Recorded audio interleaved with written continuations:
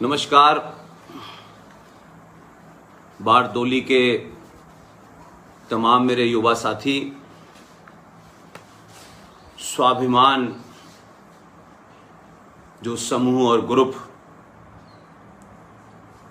बारडोली के बहादुर युवा छात्रों ने जो ये शुरुआत की है,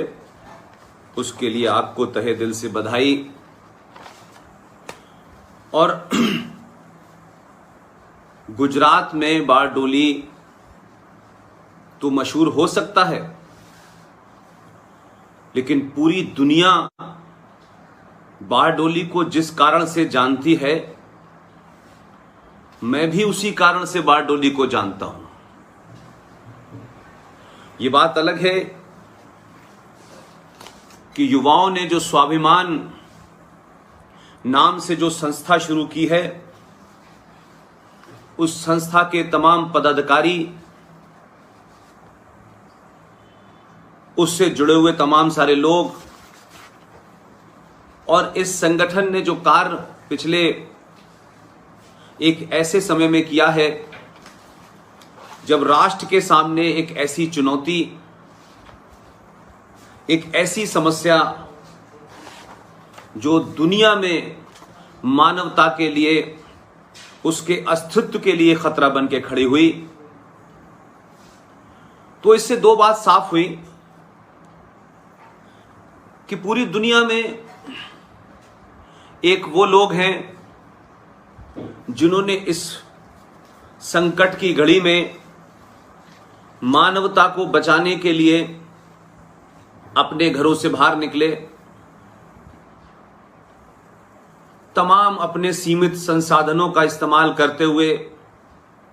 किसी सरकारी मदद या आदेश का बगैर इंतजार किए, इस कोरोना वायरस के इस दौर में जब आप युवाओं ने जगह जगह भारतवंशी, जहां जो कमजोर थे, जिनकी आर्थिक स्थिति बहुत मजबूत नहीं थी, जो हर दिन कमाते थे, हर दिन खाना खाते थे, ऐसी बड़ी जनसंख्या में लोग जब इस महामारी से जूझने में अपने आप को असमर्थ महसूस कर रहे थे, तब स्वाभिमान समूह के युवाओं ने जो बीड़ा उठाया, उसे न सिर्फ गुजरात बल्कि गुजरात के बाहर के लोगों को भी एक प्रेरणा के तौर पे लेना चाहिए। इन बच्चों ने हजारों लोगों को खाना खिलाया, ये घर घर गए, जगह जगह गए, वहां उन लोगों की तकलीफों को, उनके इस दर्द को समझा कि संकट हर समय आते हैं। आज से 100 साल पहले भी ऐसा ही संकट स्पेन में आया था और तब भी एक बीमारी से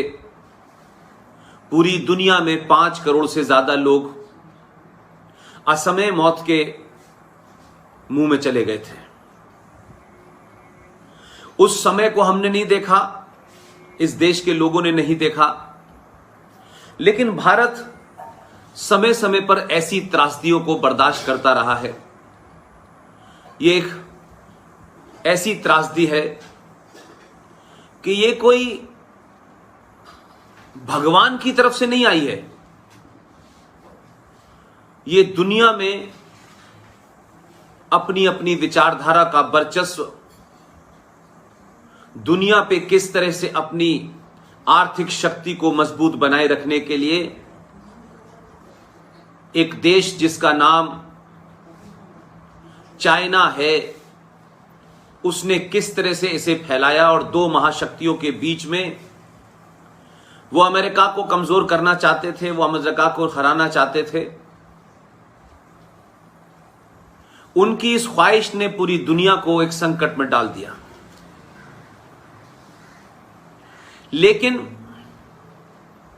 भारत ने असमय बहुत सारी ऐसी त्रासदियां देखी हैं, चाहे बंगाल का अकाल हो, जो उस वक्त की ईसाई सरकार, जिसे आप अंग्रेज सरकार कहते हैं, उसने किस तरीके से आर्टिफिशियली उसे क्रिएट किया था। और